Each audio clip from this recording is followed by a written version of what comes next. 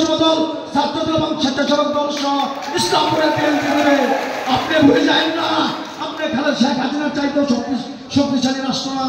Doctor Yunus সাহেব আপনি জাপানে গিয়ে বলেছেন সব কোন দল নির্বাচন চাই না, শুধু একটা দল নির্বাচন চায়, সে দলটা হচ্ছে বিএনপি।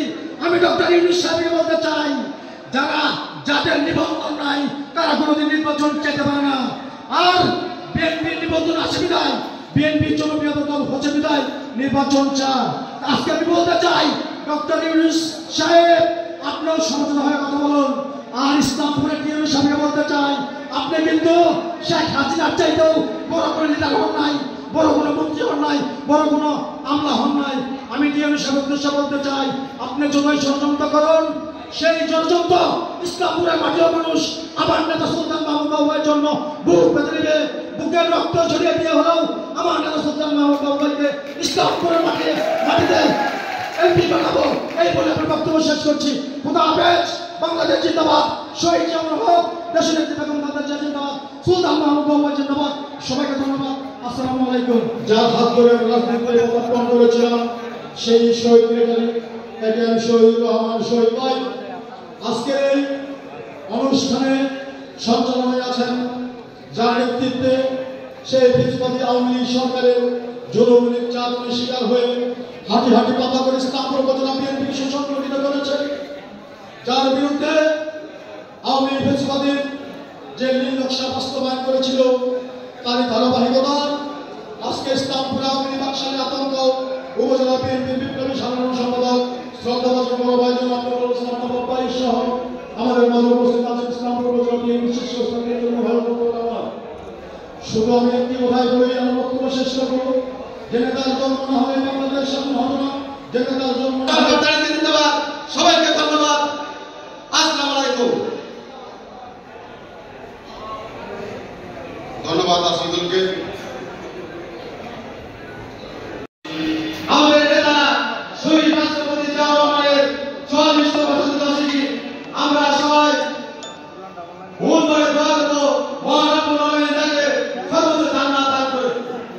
সংগ্রামের সাথী ও বন্ধু আমার, আজকে বলার মতো অনেক কিছু ছিল, সংযুক্ত কারণে জিন্দাবাদ। আওয়ামী বাকশালী পঞ্চায়েত রক্তে রঞ্জিত রাজপথ হয়ে শত বাধা পেরিয়ে গিয়ে মুক্তির আহ্বান রাষ্ট্রপতি যুবদলের শেষ ঠিকানা বন্ধু আমার সাথে আমার ভাইরা আমার উপস্থিত আমরা লিখতে চাই দুজন কলম শেষ হবে না, তাকেও নিয়ে ইসলামপুরে ষড়যন্ত্র করেছে বন্ধু আমার।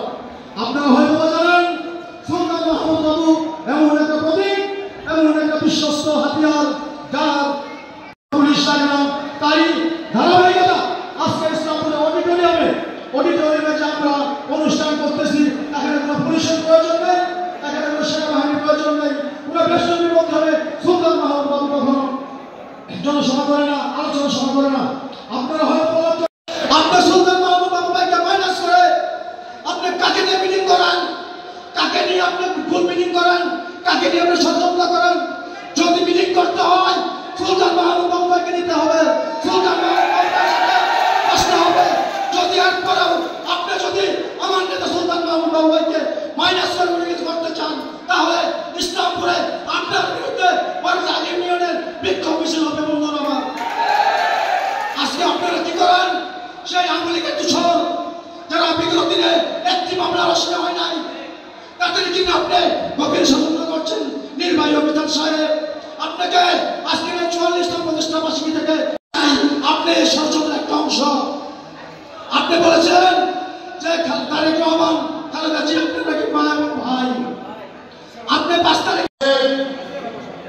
মঞ্চ পরিচালকের পৌরপিন্ডি সভাপতি সাধারণ সমাজ পৌরপিন্ডি নেতৃত্ব উপজেলা বিএনপি নেতৃত্ব আজকে আমাদের কথা বলছি ইসলামপুর মঞ্চে বসে আজকে আলোচনার প্রধান অতিথি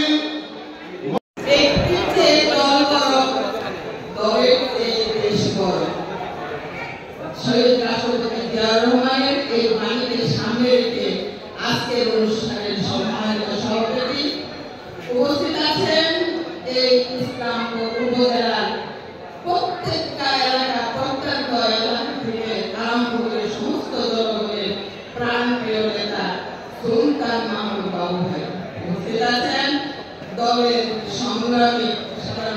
সম্পাদক ভাই, এছাড়াও উপস্থিত আছেন মঞ্চ আলোকিত করে আমাদের পৌরসভা নেতৃবৃন্দ এবং শাহী ভাই, শহীদ ভাই সহ সমস্ত সিনিয়র নেতৃবৃন্দ, মঞ্চে আলোকিত সমস্ত নেতাকর্মী ভাইরা এবং আমার সামনে উপবিষ্ট প্রত্যন্ত এলাকা থেকে বিভিন্ন ইউনিয়ন থেকে আগত আমাদের অঙ্গ সংগঠনের নেতৃবৃন্দ এবং আমার প্রাণপ্রিয় ভাই বোনেরা, আসসালামু আলাইকুম।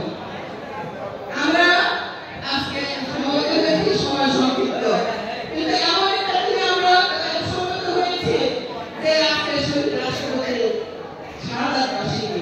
আজকে যদি তার এটি শহীদ রাষ্ট্রপতি যার পাওনা ছিল, তার পরিবারের পাওনা ছিল, তিনি এবং তার স্ত্রী এই বাংলাদেশের জন্য কি না করেছিল।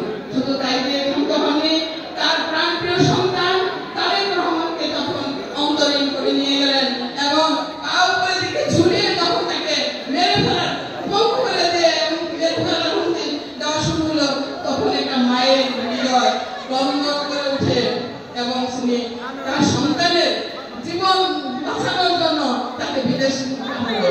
এই যে বিদেশ পাঠানো হলো, কোনো অবস্থা তাকে ফেরত আনবে না এবং পরবর্তী সময় তাকেও এই বিদেশ থেকে পলায়ন করার জন্য বা চলে যাওয়ার জন্য অফার দেওয়া হলো।